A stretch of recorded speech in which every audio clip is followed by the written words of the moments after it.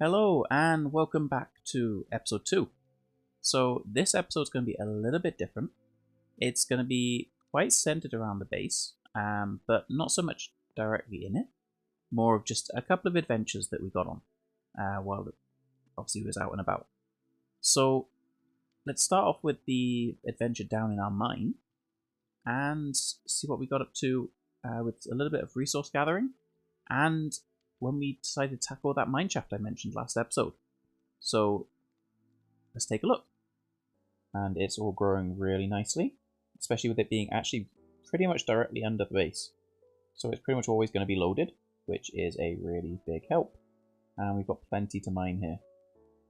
So let's get to it. Okay, I'm not really going to bore you with the harvesting of this entire geode. As you can see, some parts weren't quite ready, but it was still worth doing. Let's just skip to what we got. So that one harvest was quite fruitful. Definitely more than I've got use for at the moment, so we'll come back here in a little bit and see how it goes again. So that geode's going to be a great supply for some tinted glass. And yeah, let's get carrying back onto the mineshaft and let's jump straight in.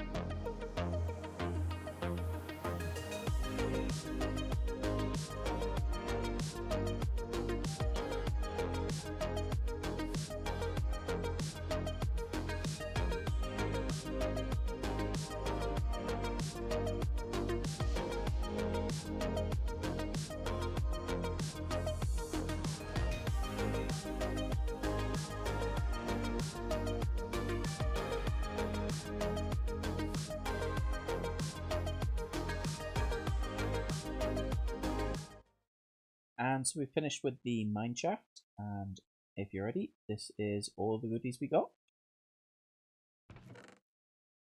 So 13 diamonds, not too bad considering we weren't really looking for any. 4 name tags, which I'm really happy about. Quite a lot of iron. We even got feather falling 4, as well as just a couple of things like glowberries, a golden apple, some more dripstone, and more cobwebs than we'll probably need for a good long time. And plenty of rails. As I want to get started with some redstone stuff, the rails are actually going to come in real handy. So yeah, just for some collection systems. So yeah, same with the minecarts. All saves on some iron, and all in all, a nice little run. And you're joining me at the end of one of my strip mines. I was digging along, just about to start doing some poke holes, and I heard some zombies, so I thought I would try and dig towards where I thought it was coming from. And luckily up here, I've actually found a zombie spawner. Inside the chest is nothing too much good. Yeah, I've just had a quick look along there, and there's nothing else really that way. But it's not the closest to our base, but this could serve as a decent XP farm. So I'm going to go ahead and start digging it out. So here we have it, the finished little farm. As you see some zombies floating by, that was nicely timed. So yeah, so it's not anything pretty, and it's fairly basic. It's just to serve a purpose of mending our tools because we're still quite early on. And at the time, I don't really have the blocks to do anything else with this. So yeah, so what we've got is the spawner, and then just water streams, pushing it all back. Fairly simple design. I think everyone has done this one by now. So yeah, I have actually messed this up ever so slightly. You can't massively see it from here. So yeah, I'm like one block too far with the spawner, so it doesn't actually activate when I'm standing at this end. So I tend to AFK over here a little bit for about 5 minutes, wait for this to fill up, and then we come in and do some slaying, and just fix whichever tools we need to.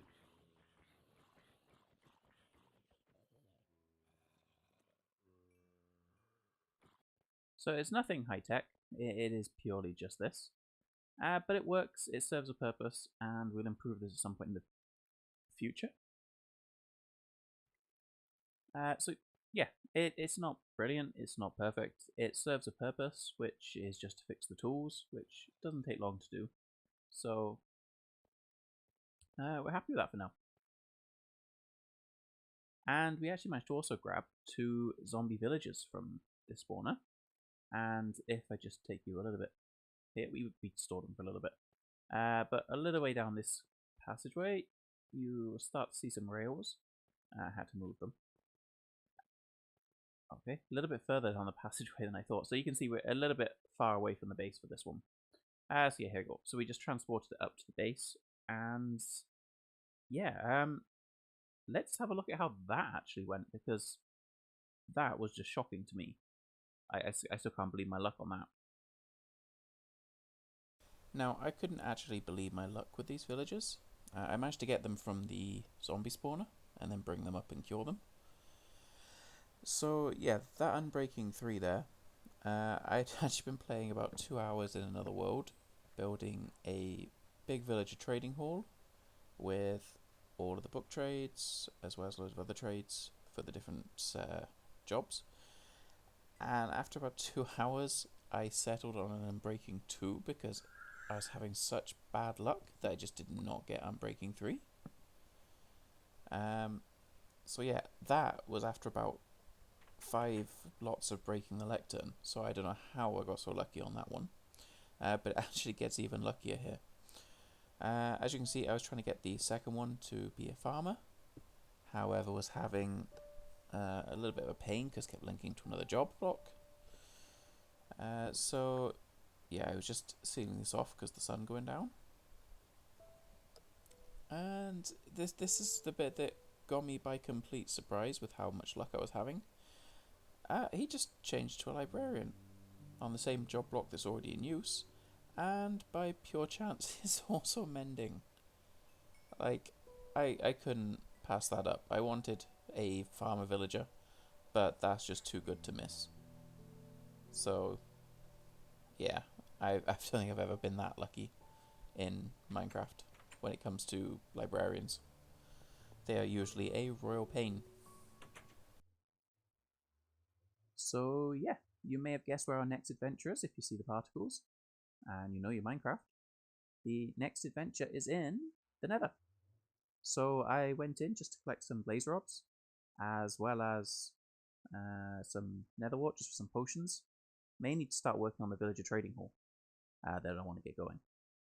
But yeah, so let's jump into the nether and see what we got. So here we are in the Nether. It's actually a little bit away from where the portal spawned. That was in the Crimson Forest. It's only about a couple of 100 blocks away though, so it's not too far. So I was just digging around trying to see if I could stumble across a fortress, which as you can see we have, which is really nice. It's kind of crucial for what I was after. In the coming couple of episodes I want to start work on a villager trading hall, and weakness potions with blaze rods is just essential. So yeah, as you can see there's a lot of fire in most directions, and this is partly due to how the Nether Fortress spawned. With it being sort of sunken into the ground, a lot of the mobs were spawning in this sort of area, and the blazes in particular were being a real pain. As you can see, we've got a spawner just ahead there, as well as one behind me, and I was just getting pelted by fire from them. And this fight here actually was fairly annoying, just because all of that was one magma cream, and that would have been a bit nicer to get a couple more to do some fire resistance potions, but what can you do? It's just a reason why I need to get looting on a sword. And if anyone's got a keen eye, you might have noticed I'm not in my diamond gear right now. So this clip is a little bit out of order. I did have the diamond gear at this point, but not knowing what the nether spawn was like, I kind of didn't want to risk my gear. So I just went in with some old iron gear on. Now while we take the time to appreciate me burn,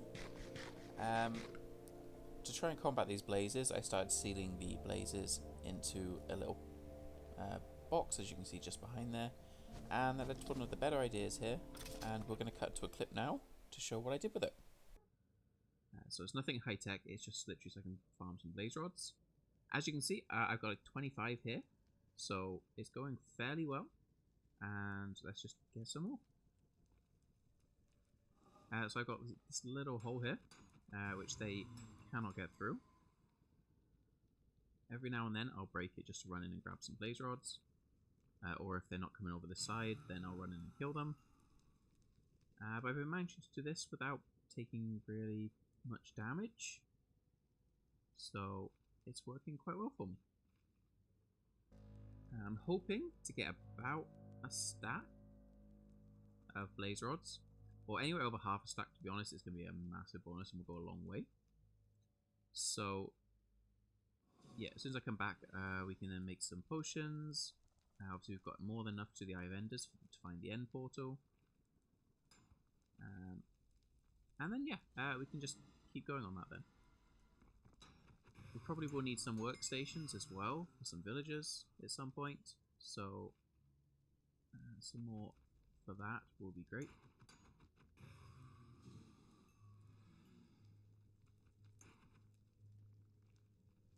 The only thing I've got to be aware of is not standing there too long, because we don't want any of them lighting this bit on fire where I'm standing.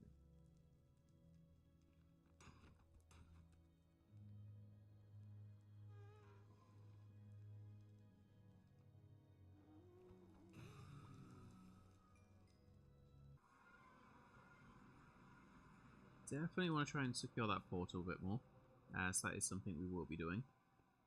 But for right now, I am extremely happy that I have got 52 blaze rods, because that means I will not be needing blaze rods for some time. And that little nether trip went surprisingly well. So yeah, it would be nice to get a couple more magma creams, so we can make a couple more fire resistance potions, but all in all, I'm surprised at the 52 blaze rods, to be honest. I can't get over that. So let's go and maybe craft up a brewing stand for 3. And let's put those away. They are definitely being classed as of importance. We do need to go back though, because I just realized I do not have any nether wart. So let's fix up our gear. Maybe try and get a better diamond enchant. And then we're going to have to head back in. And into the Nether Fortress we are again. So it's gone pretty uneventful at this point. Just been going around collecting nether wart, soul sand. This is about the 3rd room that I've actually come across like this. And I was quite happy, to be honest. We'd not found a soul sand valley yet, so it's my only way to get some soul sand so far, which definitely looking to get. And during this fight, it's probably the most entertaining part. Obviously got a little bit of a lag spike, which actually let everything get a lot closer and start sort of pounding on me. So it wasn't anything we couldn't handle, but yeah, it's probably the most entertaining part of the trip anyway. So other than that, we've got everything we need, and going to jump back to the base. And here we have it, finished. So we've got our super smelter right here. And then next to this, we've got a little sugarcane farm, which, with how that has grown, would be really cool if it was to harvest right now. And yeah, apparently not. And then this last little one here is currently empty. This is going to be our bamboo little farm. So these farms are not the most efficient. They are not lossless or anything like that. But they are obviously crammed into a little space in our base. So I'm not too worried about the efficiency or the loss rate. It's just going to be ticking away constantly because we're going to be here a lot. And it's going to get so much, like more than what we need just from us being around here so much. So yeah. This end part here, at the moment I'm working on a little mob farm design to fit in this little tiny segment. Ideally, I want it to be creepers for gunpowder, to obviously go with the sugarcane for when we get in the elytra. At the moment, it's having a little bit of issues.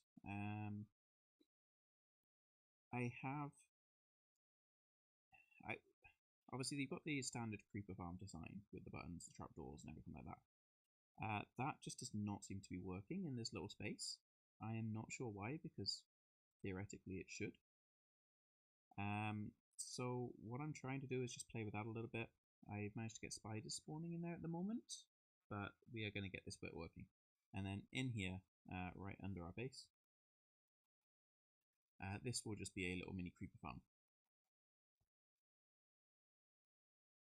So yeah, as for this space here, I've done a little mock-up, and I'm actually thinking of putting a glass floor in with a hole into a little cactus farm, so you can see underneath and see all of that going.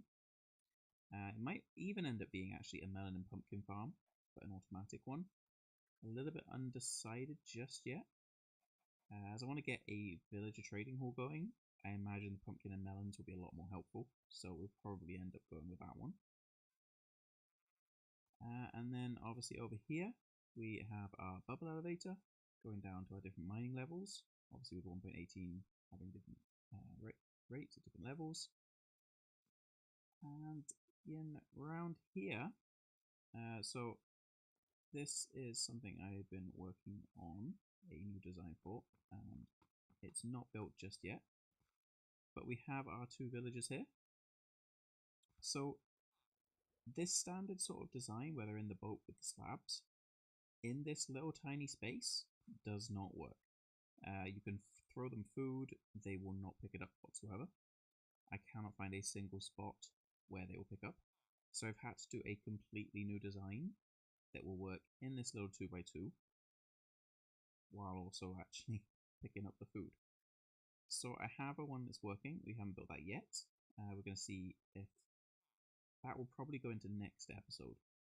So it's a really simple design, a tiny bit of redstone in there, but it works in this little 2x2, and they can pick up the food, breed, everything. So that is what is going to be going into here. Oh.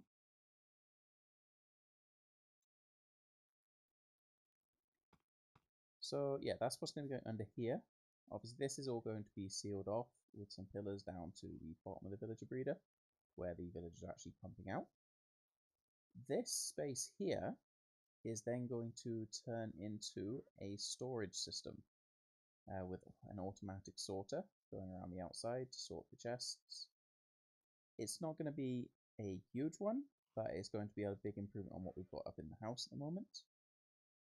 And then over here, we'll probably then get rid of this, because at the bottom of this, we're going to be adding a switcher for some soul sand to turn it into a... so it actually goes both ways then. So this will be our main source going up and down. So that is pretty much the layout of the base plan now. It's all sort of finalized a bit. And I'm afraid, guys, that's all we've got time for. So I know we haven't got everything done that we wanted to last episode.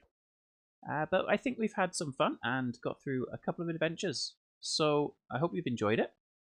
And join us next time where we finish off a few little projects we've got going, like the little space for the creeper farm, the storage underneath here, and whatever I'm starting to mark out here as well.